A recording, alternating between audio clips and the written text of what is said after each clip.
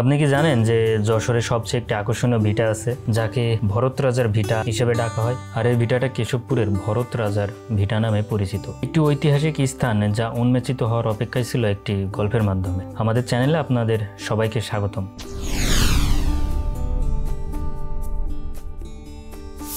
আজ আমরা কেশবপুরের ভরত রাজার দেউলের অনন্য সাংস্কৃতিক তাৎপর্য সম্পর্কে জানতে যাচ্ছি।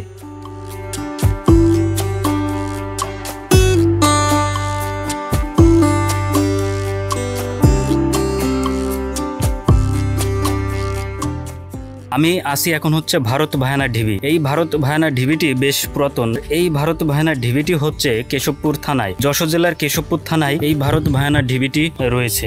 তথাকথিত তখনকার কিছু মানুষজন এই ভারত ভায়ানা ঢিবিটি খুঁজে পায়। আমি এখন এই জায়গাটি ঘুরে দেখব এবং এর কিছু ইতিহাস সম্পর্কে আপনাদেরকে জানাবো। ভিতরে প্রবেশ মূল্য হচ্ছে 10 টাকা করে। রবিবার হচ্ছে সরকারি ছুটি।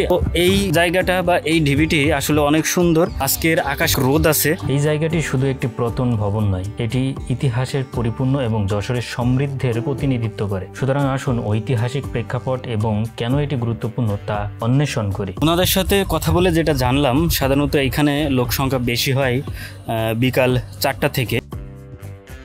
স্থায়ী কর্তৃপক্ষ এবং সংস্কৃতির ঐতিহ্য সংরক্ষণের সাথে উন্নয়নের প্রয়োজনের ভারসাম্য বজায় রাখতে এটি কিন্তু লড়াই করে।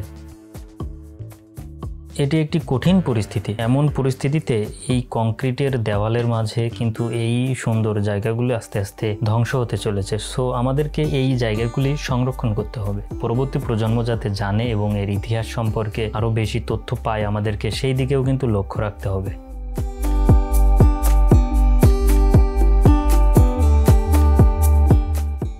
প্রত্নতত্ত্ববিদদের মতে ধারণা করা হয় 700 থেকে 900 শতকের দিকে এই ভারত ভায়ানা ঢিবি নির্মিত হয়েছিল। তাহলে বুঝতে পারছেন যে এটা আসলে কতটা পুরাতন। যদি আমি বলি কুমিল্লার বৌদ্ধবিহার বা দিনাজপুরের বৌদ্ধবিহার, বগুড়ার সেই বেহুলা লক্ষিন্দারের বাসরঘর, এই যে সকল স্থাপনাগুলো আছে সবগুলো প্রায় একই রকম গাঠনিক দিক থেকে আমি যেটা দেখতে পেয়েছি। কথা সেটা না, কথা হচ্ছে এই প্রত্নতত্ত্ব স্থাপনা বা এই ভারত ভায়ানা ঢিবি আজ প্রায় ধ্বংসপ্রাপ্ত অবস্থানে রয়েছে। এমনটি বুঝতে পেরে প্রত্নতত্ত্ব অধিদপ্তরের যে কর্মকর্তারা আছে তারা কিন্তু এটাকে রক্ষণাবেক্ষণের একটা দায়িত্ব নিয়েছে। তারপর থেকে এই জায়গাটি বেশ পরিচিত করে তুলেছে এবং দর্শনার্থীদের একটা ভিড় লক্ষ্য করা যায়। সংস্কৃতির বিকাশের সময় ধরে নির্মিত এই ভরত রাজার দেউলের নকশাটি ছিল বেশ জটিল, যা তার যুগের স্থাপিত শৈলীকে প্রতিফলিত করে। যশোরের পরিচয় এবং সমৃদ্ধির মধ্য দিয়ে যে সাংস্কৃতিক বুনন হয় তা বোঝাটা গুরুত্বপূর্ণ। এটি সত্যি যে এই জায়গাটি আকর্ষণীয় হয়ে উঠেছে। আপনারা যদি এসে দেখতে চান দেখতে পারেন, জায়গাটা বেশ সুন্দর। তাছাড়া বিকালবেলাতে আসলে আপনি আরও মনোরম পরিবেশ এবং আরও কিছু দর্শনার্থী দেখতে পাবেন, তাতে করে আপনার আরও বেশি ভালো লাগার কথা। ইতিহাসের একটি অংশ উন্মোচিত রোমাঞ্চ যা এই অঞ্চল সম্পর্কে আমাদের বোঝার একটি নতুন আকার দেয়।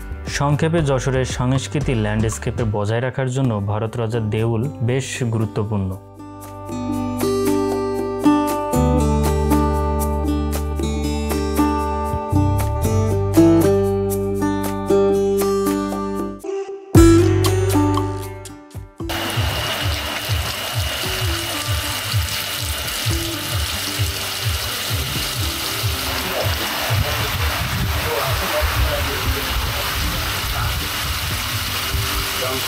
জাতীয় স্থানগুলিকে রক্ষা করা, তার মাধ্যমে আমাদেরকে ভবিষ্যৎ প্রজন্মের এই অতীত সৌন্দর্য গল্পগুলিকে প্রশংসা করতে পারা আমাদের জন্য একটা বড় চ্যালেঞ্জ। সুতরাং আসুন আমরা আমাদের ঐতিহ্যকে লালন এবং সমুন্নত রাখতে একসাথে সমাবেশ করি।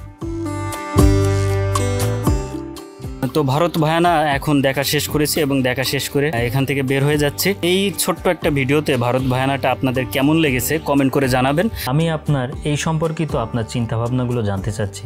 আপনি কি যশোরে ভরত রাজার দেউল পরিদর্শন করেছেন? যদি না করে থাকেন তাহলে করবেন, এবং যারা করেছেন অবশ্যই কমেন্টে জানাবেন যে আসলে আপনার অভিজ্ঞতাটি কেমন ছিল। চ্যানেলের অনন্য ভিডিওগুলো দেখতে ভুলবেন না। আসুন একসাথে অন্বেষণ চালিয়ে যাই।